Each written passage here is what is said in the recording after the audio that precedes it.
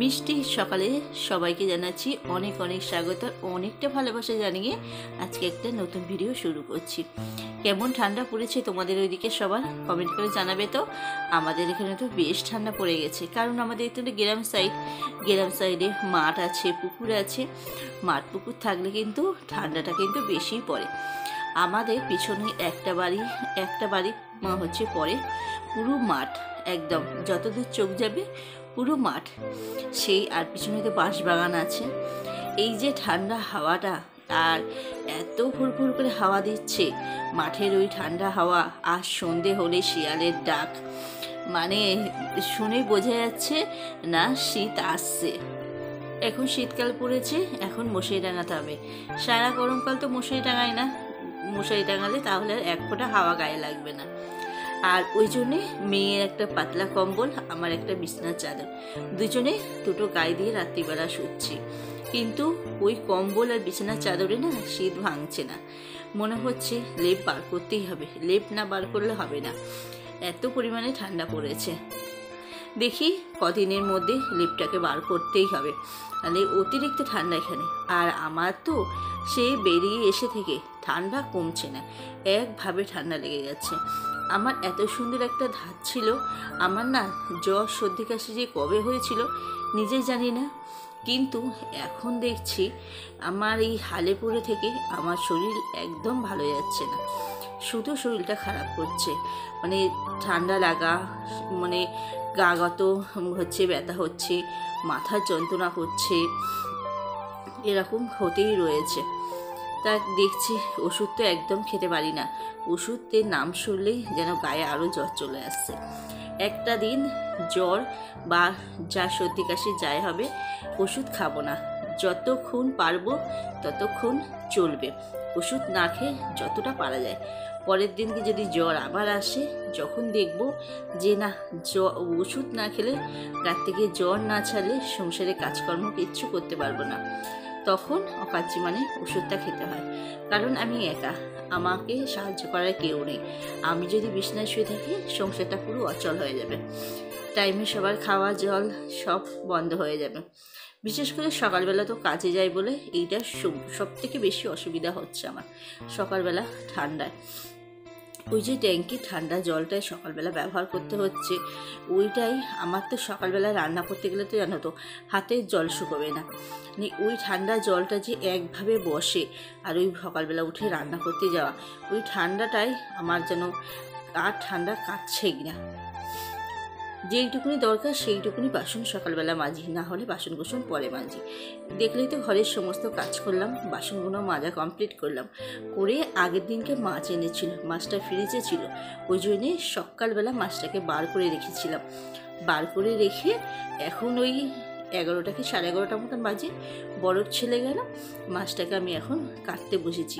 এটা হলো ভোলা মাছ। এইটা একটু ছোটো ছোটো মাছ তো বাজার থেকে কেটে দেয় না, বড় মাছ হলে বাজার থেকে কেটে আনার সুবিধা হয়, কিন্তু ভোলা মাছ বাজার থেকে কেটে দেয় না। আর ভোলা মাছটা আমার খেতে খুব ভালো লাগে।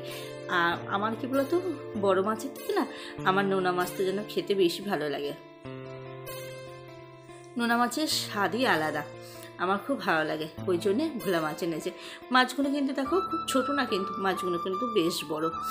তা মাছগুলো ভালো করে কেটে ভালো করে কলে ধুলাম, বেসিংয়ে তো ধোয়া যাবে না এইসব মাছ, ওই জন্যে কলতলায় নিয়ে এসে বেশ ভালো করে চটকে ধুয়ে নিলাম, দিয়ে লবণ হলুদ মাখিয়ে রাখবো।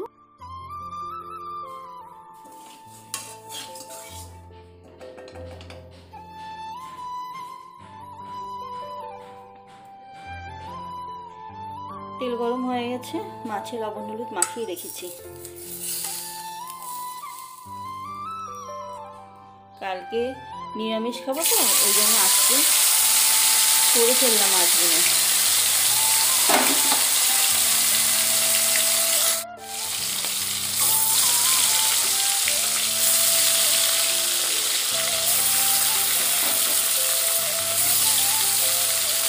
দুবারে হয়ে যাবে মাছগুলো ভাজা।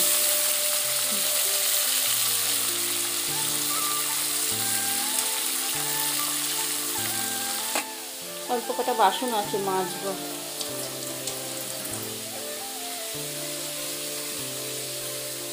দেখো বেগুন আলু কেটে রেখেছি, মাছের ঝোল করবো।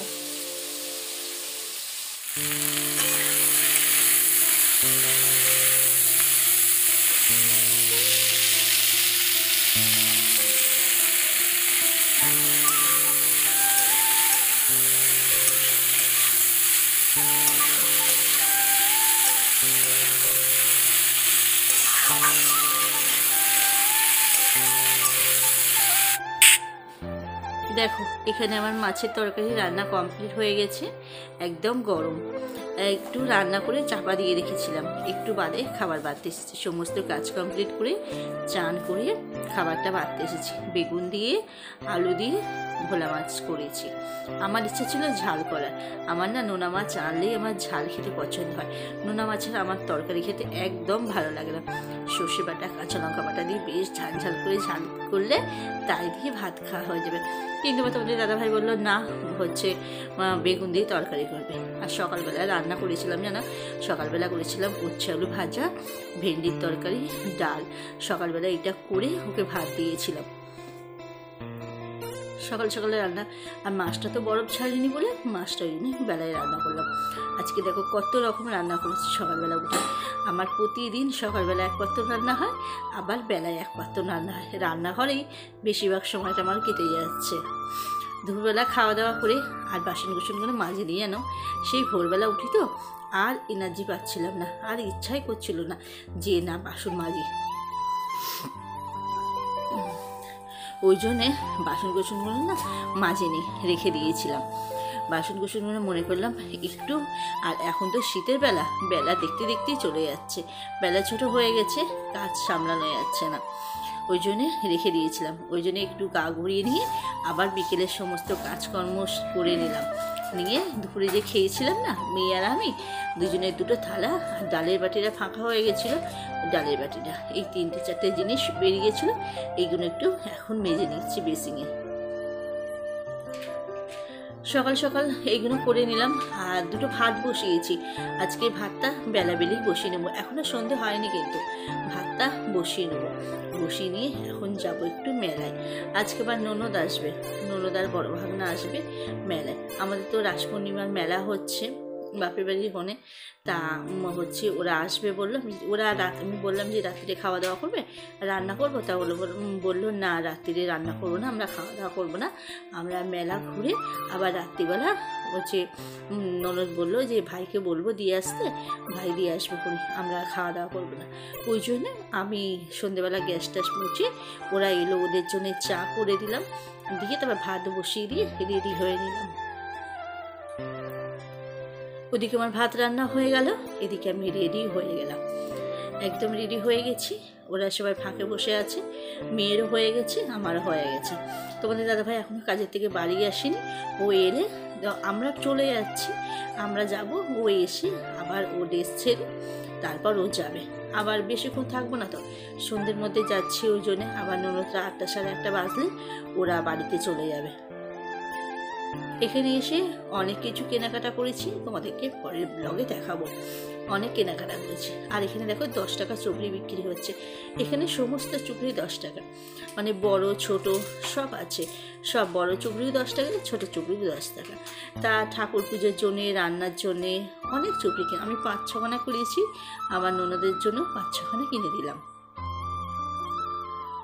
এই জিনিসটাই সস্তা, তাছাড়া মেলায় একটা জিনিস সস্তা না, একটা জিনিসে হাত দেওয়া যাচ্ছে না, কেনা যাচ্ছে না। প্রচুর দাম জিনিসের, জানো না এবারে জিনিসের প্রচণ্ড দাম বেড়েছে। ওই জন্যে বেশি কিছু কেনাকাটা করিনি, অল্প কটা জিনিস কেনাকাটা করেছি। তোমাদেরকে আজকের ভিডিওতে দেখাতে পারলাম না, কালকের ভিডিওতে দেখাবো।